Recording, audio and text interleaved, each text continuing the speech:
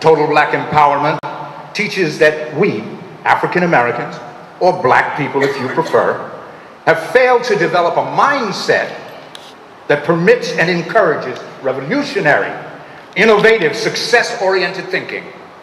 More precisely, it teaches that we, by and large, do not think logically or efficiently when it comes to matters that affect our political, cultural, and economic development. The catastrophic result is that we have unwittingly become mental slaves to a host of deceptions. Power proportionality in America. The real problem is a thinking problem, because these are the same deceptions that they have been used against us for centuries. I said they are using the same tricks that have been used for more than 350 years. The old folks used to say that fool me once, shame on you. Fool me twice, shame on me. We should be ashamed. Yes. Not because they do it, but because we continue to fall for it. Yes. Now more than ever, we must reverse this trend, and in order to do so, we must develop a new mental attitude.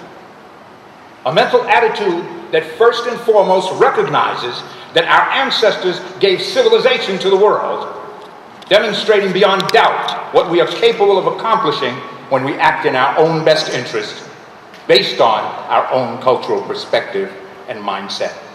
Second, it's time that we recognize that we are at war, and that we have been at constant, unrelenting war for more than 3 centuries, a political, economic, and cultural war. The problem is that apparently everyone knows it but us. Our enemies have always known it, but we have not. Total black empowerment develops strategies and tactics reflective of that mindset.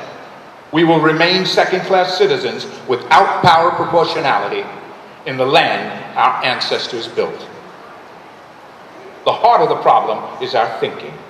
Our thinking must become both radical and critical.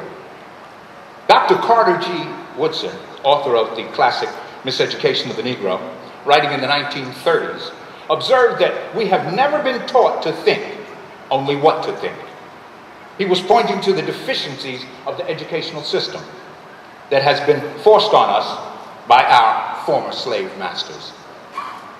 First, they prohibit us from being educated, and now education is compulsory. Let me say that again. First, they prohibited us from being educated. Now education is compulsory. Think about it. Dr. Martin Luther King Jr. reminded us that the purpose of education is to teach us to think. The purpose of education is to teach us to think. He said to teach us to think intensively and critically. He was telling us the European education system has neglected to fulfill its only legitimate purpose and function, and that is to teach intensive, critical thinking. Albert Einstein said the value, listen to this, said the value of college education is not the learning many facts, but the training of the mind to think.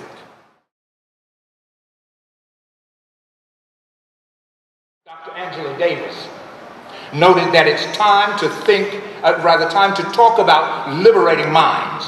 She was indicating that the liberation of our minds, which is only possible through the technique of critical thinking, is the first step to liberating our society and to liberating our people. Our African ancestors spoke of 10 virtues. And if you don't know what the 10 virtues are, then you need to find out. They spoke to us of 10 virtues. And the first of those virtues was the control of thought. The first of the 10 virtues is the control of thought. Control your thinking, they said, or somebody else will. And so it is. And finally, Brother Malcolm gave us the key that can open the door to our liberation. When someone said to him, "Man, I didn't leave nothing in Africa," Malcolm looked at him in the loving way that he could. Malcolm looked at him and said, "Brother, you left your mind in Africa." And if that doesn't stir you to your cockles, I don't know what will. You left your mind in Africa. He was telling us where to look to find the answer to our problems.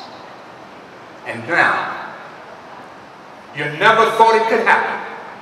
Not in your wildest dreams, but it did happen. Donald Trump is the 45th president of the United States. He has a Republican House and a Republican Senate, a conservative-dominated Supreme Court, and 39 Republican governorships.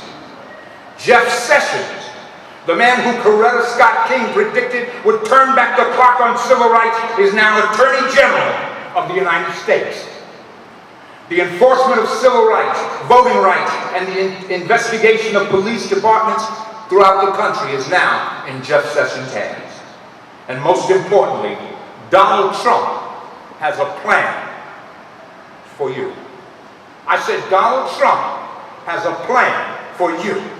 He calls it the New Deal for Black America. He calls it they called it nigger removal.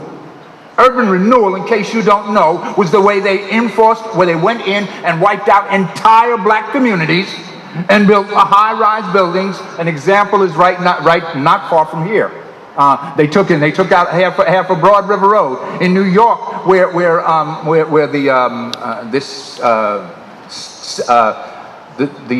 trying to think of the name of the place. It's a popular Metropolitan Opera House and that complex right there in New York. That whole complex was a black community. They went and wiped them out. Guess what? We don't know what ever became of the black people who lived in that community. And that's what Donald Trump has proposed for us today, urban renewal. So look out in your communities. He's not only proposed urban renewal, he's proposed an increase in law and order. Law and order, as you know, is a code word, is a dog whistle for what? For lock up black folks. That's what it is. And he's also proposed a return to the war on drugs. Now remember about the war on drugs. I don't care where you stand with regard to war on drugs and what drugs have done to the black community.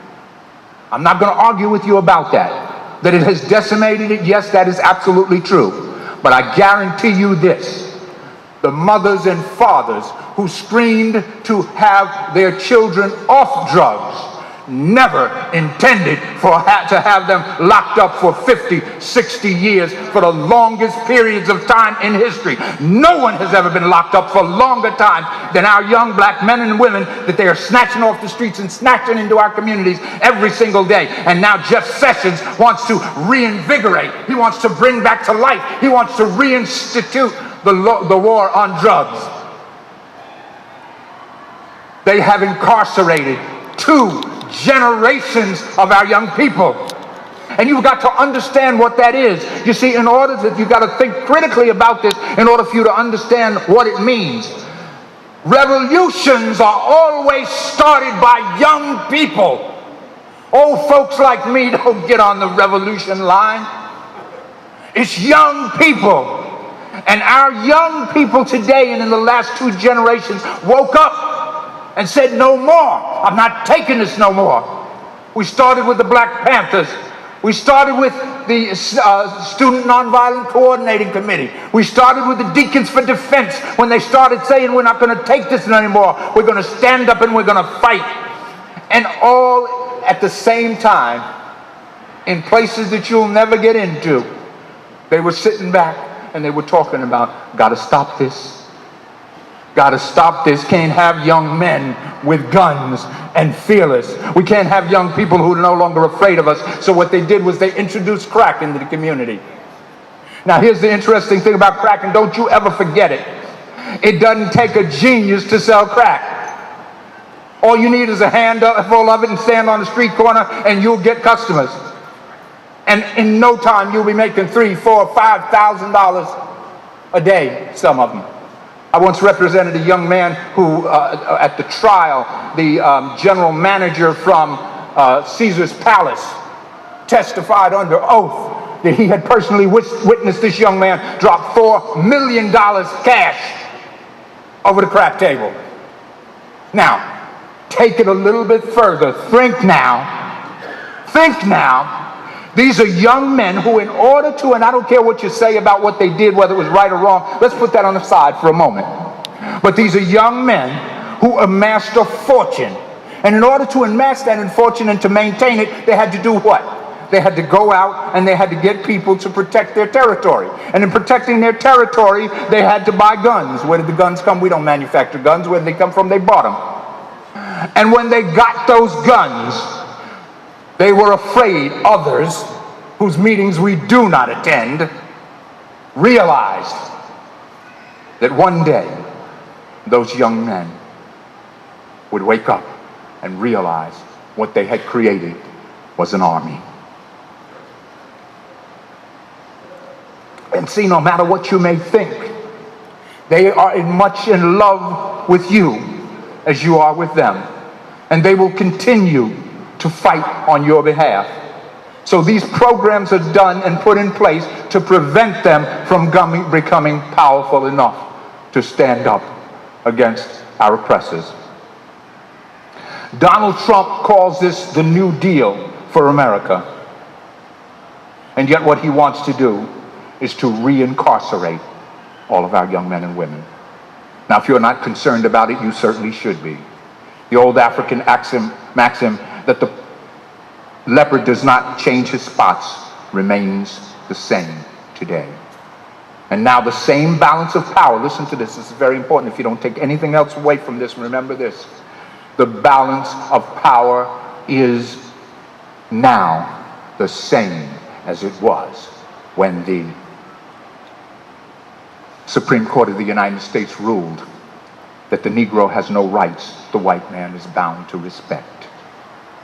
When the black codes were enacted and jumping Jim Crow ruled the land, these signs do not bode well for our future. And so I ask you this.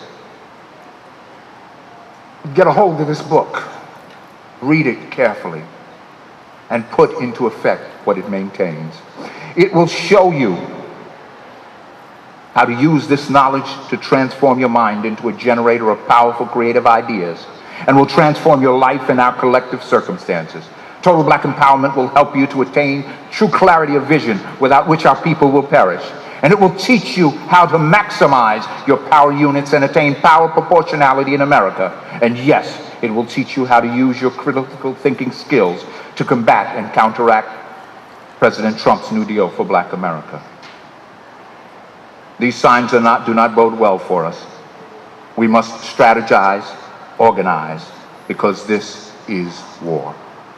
We will not forget the past, and we will not return to it. Now more than ever, this may be the most important book you will ever read. Read it now, before it is too late. I leave you as I greeted you. Hetep.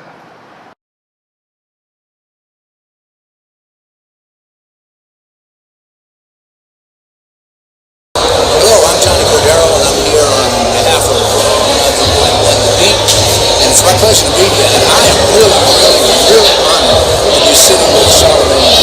This is my pleasure. I'm not going to ask you silly questions because I know that we asked a ton of those already. I don't think there's no such thing as a silly question. I think the silliest question is the one you don't ask when you want to ask. Got that right. Okay, we're going to do this. I've got a book out now. I'm not going to try to plug it too much because I'm sitting on the bestseller, New York Times bestseller author. Literature is good. All literature is good. Okay, my book is about Donald Trump, or at least about the critical thinking in the age of Donald Trump. And I've heard you interview him many times, and I want to fix on what's going on right now politically, particularly as it affects Black America. I think that Donald Trump being in the White House is the best and worst thing that ever happened to this country. Because I feel like I was one of them. I'll admit I was one of the people who got very comfortable knowing the Barack Obama. Like seeing Barack Obama in the White House and knowing the racism and the bigotry that this country was built on. To see a black man in the White House, I really thought the consciousness of the country had changed. I think we've all learned by era of Trump that that's not the case. All of us are on the same page, and I think that we were so happy with Barack being in the White House that we stopped doing facades. We were just happy of that symbol of a black man in the White House. I think a lot of us had a false sense of reality as far as what we still find in this country. So now that we've been shaken up a little bit, we've been kind of forced to do for self. I feel like the consciousness of the whole country has shifted, but I think the consciousness of women has shifted. I think the consciousness of black people has shifted, all type of various minorities, and we're realizing that all we really have is us at the end of the day. But we're also realizing that all we really need is us. So I think it was the best and worst thing that ever happened to the country. It's the worst for everything that you see now, the potential threats of war and our government being compromised. But it's the best because a lot of us are really getting back to a line that Jay-Z said. And Jay-Z said, government, F government, we politic ourselves. And I think a lot of us are getting back to just leaning on each other and looking to each other for support and supporting each other. And I think that's a beautiful thing. What do you think we need to do as a people, given what's on the agenda now? And by that I mean particularly Jeff Sessions' intention of starting up, cranking up the war on drugs all over again. And as I'm sure you know, the racial motivation, its impact on racial, and it's of course 2 generations of young men to be incarcerated. You're telling us that they're going to do that again. What would you recommend that we do to prepare ourselves for that kind of onslaught in the meantime? Well, number one, I'm going to tell us to do the same thing that our grandparents and parents been telling us to do for years. Stay away from drugs. Period. There's no successful drug dealer. Never has been, never will be. My father used to always tell me that all the drug dealers he knew ended up in jail or dead. That is a fact. We know that. So honestly, that shouldn't even affect us in no way, shape, or form. We need to be encouraging our young people to educate themselves on every level. Like, we need more architects and engineers and lawyers and doctors and athletes and entertainers. We need more of us doing things that can actually move the culture forward. I'm not mad at anybody who goes after entertainment in Africa. Because people that you see who are successful that look like them are usually entertainment and athletics. We got to start changing our optics as far as like what we consider successful. The doctors aren't wearing their money on their body. The doctors aren't driving around in their money. The doctors are doing good things with their money. The doctors are making money. So we have to start encouraging our kids to go into those fields. Like we got to start uplifting our communities from the ground up. And I think, the same way this may sound crazy, but I think the same way the drug game affected a lot of us, I think there's a lot of people that can really benefit society. There's a lot of people chasing pipe dream of entertainment and athletics for the past 20 years as well. But that's only because the people that they saw that were successful, that looked like them, were those people. So I think it's up to us, like people like me who are in these positions, to start changing the optics. That's why you see the people I bring on the breakfast. I just got the platform. Like, I'm not even out here trying to be the smartest person in the room. I act like I have all the answers. I don't. I'm learning every day, just like my audience is learning every day. So I just try to bring on the right person. I feel like to empower the people. Like sitting there having a conversation with you, I feel like you got a story to tell. I feel like you got something that you can convey to an audience. I don't care about star status or who this person is affiliated with. They got to know the story. That's an invitation, I accept. Absolutely. Because those stories are what impact people, right? To me, exactly. Like that's why I love reading. I like to get transformed the power of books. And I can, my mother would always tell me things that don't pertain to me. So I can read things for everybody. And it's easy that you need to realize we have these great stories, and those stories impact people. So I'm just a conduit. So I try to bring that voice. As I said, very effective. In closing, I just want to say, I've lived a long time, been around a long time, as they say, been around the block. And one thing I've learned over this time is that those who get older in the younger generation to make this sense. And I believe that you are a glowing example of what the younger generation do. And I'm so proud of you. Thank you, my brother. Thank you. Thank you for this time.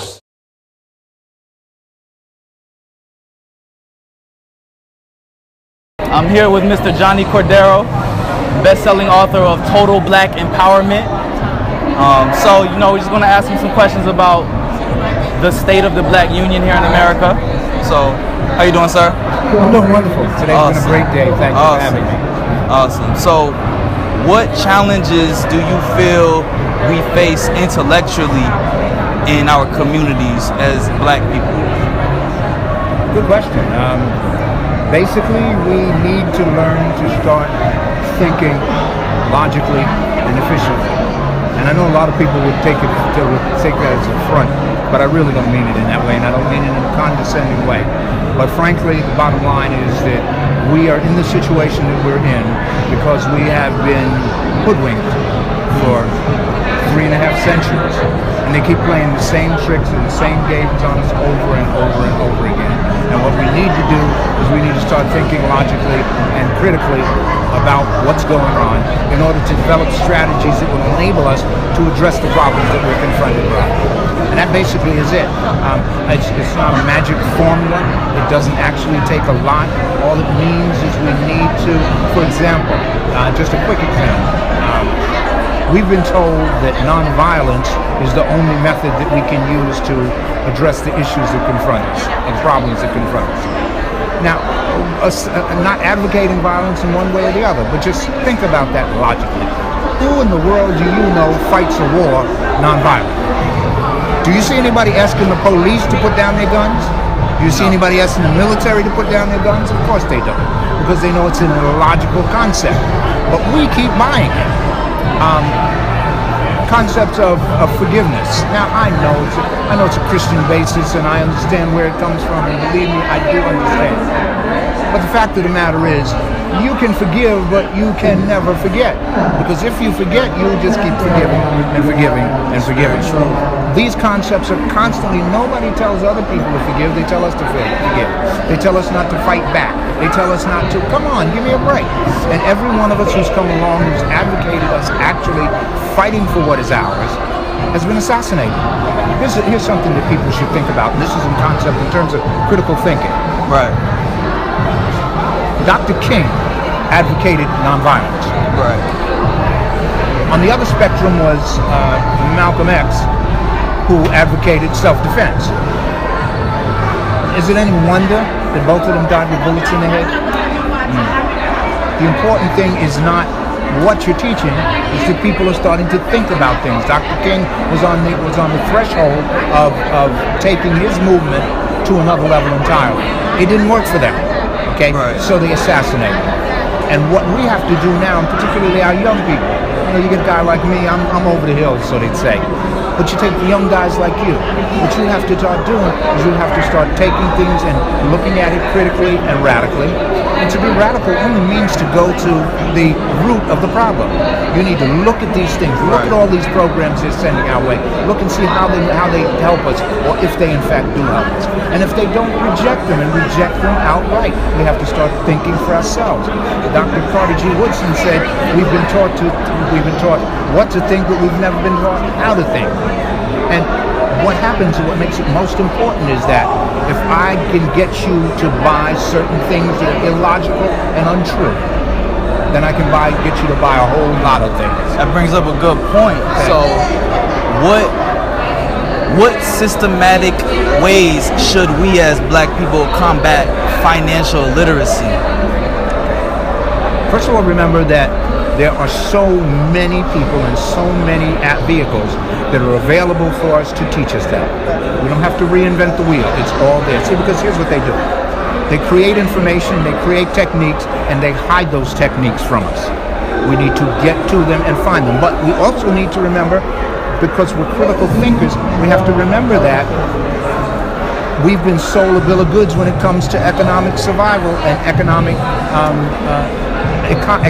period. What they've been telling us is become economically and financially literate, and then you'll be able to lift yourself up by your bootstraps, which of course is impossible in any event. You can't, I dare you to try to lift yourself up by your bootstraps. You can't do it.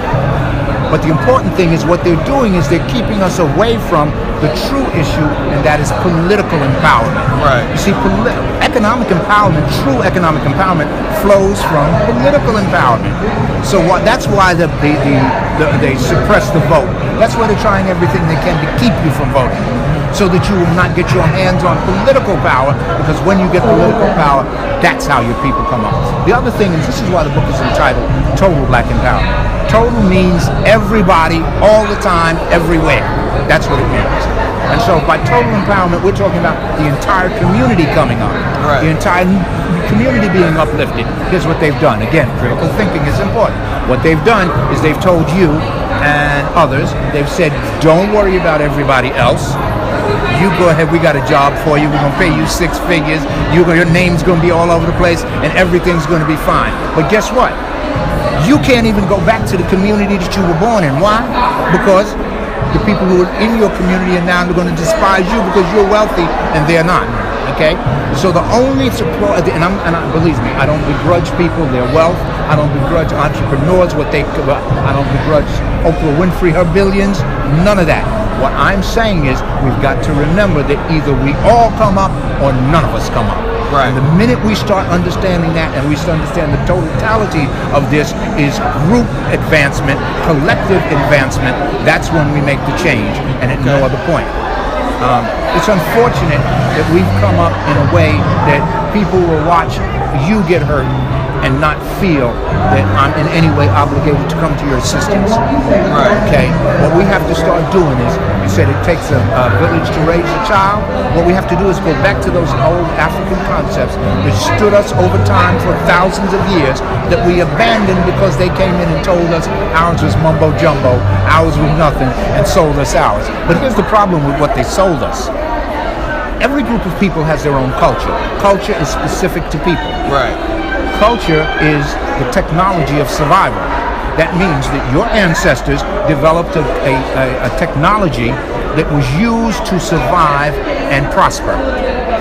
Included in that technology is the knowledge of enemies, the knowledge of things that can be harmful to you.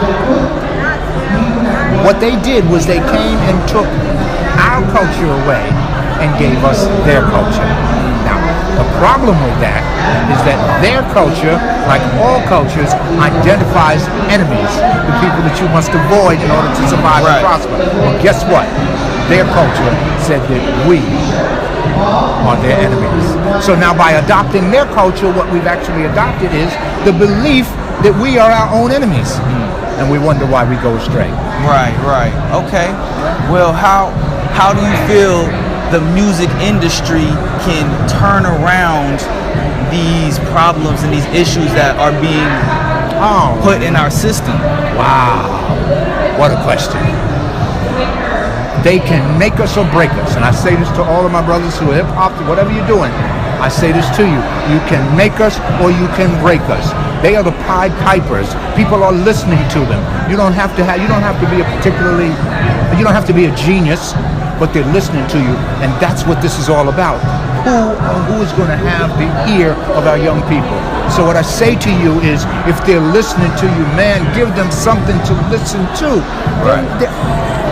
I'm sorry, I get choked up about it. Give them something to listen to.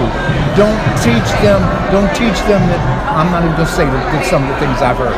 Okay, but I'll tell you this. Our women are goddesses? That's the first word that came to mind was goddess, but I'm not even sure if that's good enough.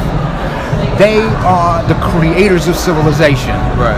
They are the reason that we sit here today. If black women did not stand up for us and fight for us and tell us when not to fight, believe it or not, we would not be here today. And now, when I was coming up, and that was a long time ago, when I was coming up, we talked about love, and we talked about my baby hurt me, and we talked about what I'm going to do, and today we're calling them derogatory names. Okay? That's got to stop. Right. That's got to stop. And when you realize the power that you have to influence people, then all you have to do is realize, wait a minute, I can change this whole thing in one generation. I don't know that much about rap. I admit that's one of the things I don't know a lot about, but I'll tell you a quick story. I was with some guys, and I noticed that they were younger guys, and I noticed that they were sitting around and they were talking about Tupac. And so I'm just a curious person. So I went over and I said, man, I got a question for you. I said, you tell me what's so important, what was so good about Tupac. And here's what happened. The brother started telling me, and within 10 minutes, we had a crowd of like 50 people. young brothers who just came around and they were listening, and then I realized how important Charlemagne is, and that's why I love what he's doing. When you've got their ear, when you've got somebody's ear, give them something to listen to. That's all I ask you to do. I'm not telling you don't curse because we did it. I'm not telling you don't talk about weed because we talked about it. I'm not talking about that. I'm talking about we show respect for our women, respect for our elders, and then you go any way you want to and put it in your language. There's a sister that said, I don't know her name, but it taught me a whole lot. She said that white folks talk about gargantuan. We talk, can I curse? We talk about big as shit. And it made all the difference in the world. I said, now I understand. It's not important how I do it. It's how you guys do it. Right. Just do it to ennoble us. Do it to make us stronger. Do it to build a successful community. And that's all I ask of you. I don't care how else you do it. So let me ask you this last question. Okay. To any middle school student, high school student, college student out there, what is the most important thing they need to understand about education and being black at the same time? Okay.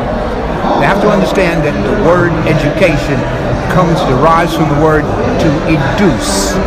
And what it means is to bring out.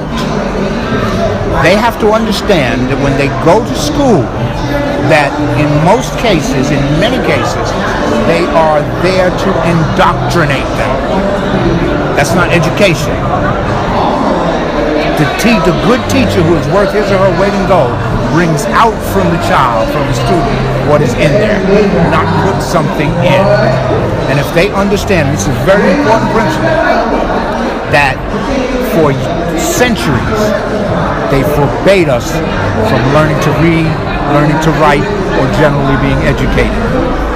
Now the same people who on pain of death kept us from being educated now have compulsory, mandatory control over our children to teach them, okay?